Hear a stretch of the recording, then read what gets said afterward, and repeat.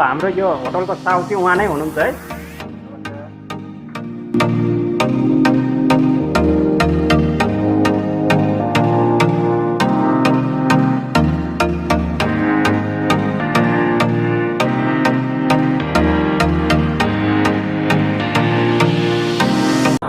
नमस्कार, म लालबहादुर कटल। धेरै समयपछि बल्ल आज चाहिँ यो होटल ओपनिङ भएको छ। यो चाहिँ मेरै आफ्नै साथीको होटल हो र आज चाहिँ यो होटल कहाँनिर पर्छ, यो लोकेसन थाहा पाउनको लागि चाहिँ मेन रोडदेखि कति भित्र पर्छ र कताबाट आइन्छ यो सम्पूर्ण म देखाउने छु। अब यो तपाईँले देखिरहनु भएको छ, यो चाहिँ चक्रपथ रिङ रोड हो।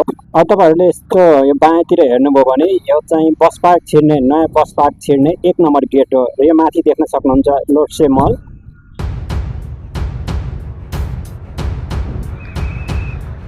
अब तपाईहरु यो बस पार्क भन्दा थोरै अगाडिबाट यस्तो दाहिनेतिर हेर्नुभयो भने यहाँ एउटा गेट देख्नुहुन्छ, मित्रनगर गेट।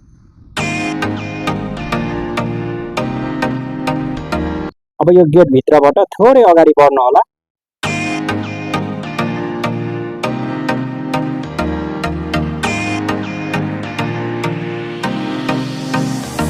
ओके, मित्रनगर गेटबाट अगाडि बढेपछि हामी लगभग 2 नम्बर गेटको छेउमा आइपुग्यौँ। यहाँ देख्न सक्नुहुन्छ यो अलि घामले गर्दा त्यति राम्रो आएको छैन। त्यो 2 नम्बर गेट पुग्नु पर्दैन, थोरै अलिकति मास्तिर नै यता बायाँ छिर्ने बाटो छ। देख्न सक्नुहुन्छ यो बायाँ छिर्ने बाटो। यो बायाँ छिर्ने बाटोमा चाहिँ एउटा सानो गेट पनि छ, त्यो गेटबाट अलिक थोरै भित्र अगाडि हो।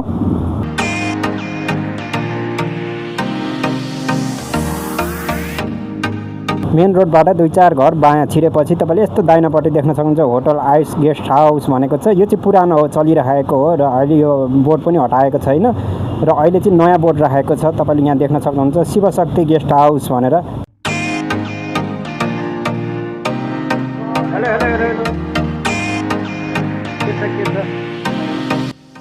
ल, हाम्रो यो होटलको साउथी उहाँ नै हुनुहुन्छ है। आउनुहोस् एकैछिन यो होटल हेरौँ। पहिला यस्तो थिएन, एकदमै सुन्दर भएको छ अहिले चाहिँ। जस्तो माथि देख्न सक्नुहुन्छ, पहिला लगभग यसलाई त यो मर्मत गर्नलाई नै 1 महिना जति लाग्यो होला यो होटललाई। जस्तो कि यो चलिरहेकै होटल हो, तर पनि फेरि यसलाई चाहिँ मर्मत गरेर राम्रो बनाउनको लागि चाहिँ लगभग 1 महिना लागेको छ। आउनुहोस् हेर्दै जाम कस्तो कस्तो रुम छ र अझै यो डाइनिङ रुम चाहिँ बन्नलाई अझै बाँकी छ। यसको डेकोरेसन अलिकति बाँकी छ।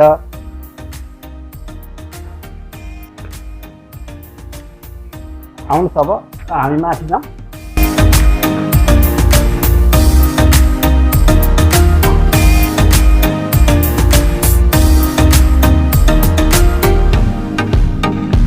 ओके, हामी एकैछिन एउटा रुम हेरौँ है।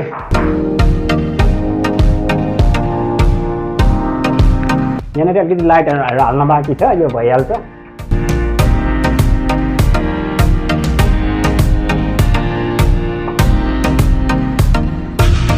वाउ, एकदमै सुन्दर रुम छ, देख्न सक्नुहुन्छ। ओके, यहाँनिर चाहिँ दराजको पनि सुविधा रहेछ। रुम अझै म देखाउँछु यो रुममा एकचोटि। वाह, सुन्दर रुम छ, सुन्दर।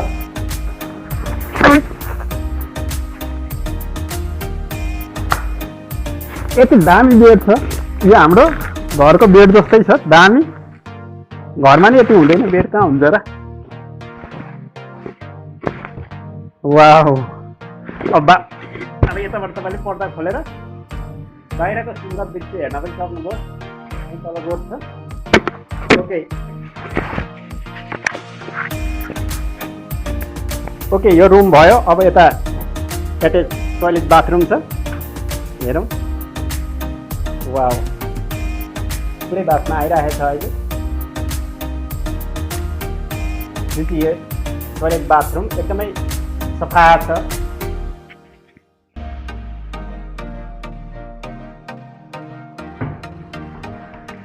ओके, त्यसको साथसाथै यहाँ दराज, आफ्नो सामानहरू यहाँ राख्न सक्छु।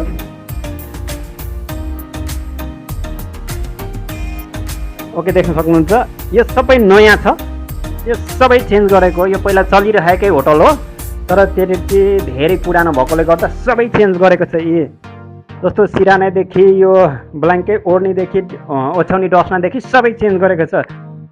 तपाईँलाई मैले एट्याच रुमहरू देखाएँ, दुईवटा एट्याच रुम देखाएँ। एट्याच रुम प्रायः सबै त्यस्तै खालको छ, अब त्यो हेर्नु परेन। अब तपाईँलाई आउनुहोस् म नर्मल रुम देखाउँछु।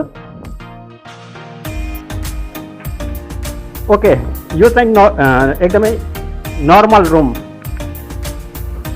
देख्न सक्नुहुन्छ। नर्मल भनेर नर्मल छैन, फेरि मैले भन्दा मात्रै नर्मल रुम भनेको यो होटलको लागि चाहिँ। अब यति सुन्दर छ, आनन्द छ, दोस्नाहरू मजाको छ, आएर मजाले अब यहाँनिर 4 जनासम्म सुत्न सक्यो, 2-2 अथवा सिङ्गल बसे नि भयो, डबल बसे नि भयो, जति बसे पनि केही फरक परेन, आनन्द। अब तपाईँले चाहिँ चर्लक्क पर्दा खोलेर यताको भ्यू हेर्न सक्नुभयो। र यसमा चाहिँ नभएको कुरा भनेको टोइलेट बाथरुम एट्याच छैन। यसको लागि चाहिँ यहीँ नजिकै छ, यतिकै म तपाईँहरूलाई देखाइदिइहाल्छु। यहीँ छ त्यो टोइलेट बाथरुम। यो पनि फेरि कम छैन, त्यस्तो छैन। जुन यो टोइलेट बाथरुम तपाईँले चाहिँ देख्न सक्नुहुन्छ, यति सफा छ। यो पनि जति एट्याच रुममा थियो त्यत्तिकै सफा छ।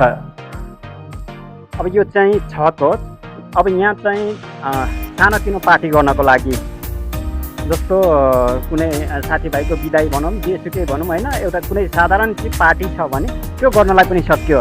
अब यो छत छ। अहिले चाहिँ यहाँनिर चाहिँ पहिलाको पुराना यो जुन यो होटलै चलिरहेको हो, त्यसको त्यो पुराना सामानहरू चाहिँ जुन यहाँ देख्न सक्नुहुन्छ, यसलाई चाहिँ सबै निकालेको छ र सबै नयाँ चेन्ज गरेको छ। पुराना जतिलाई चाहिँ अहिले यहाँ देख्न सक्नुहुन्छ खाट लाएर राखेको छ।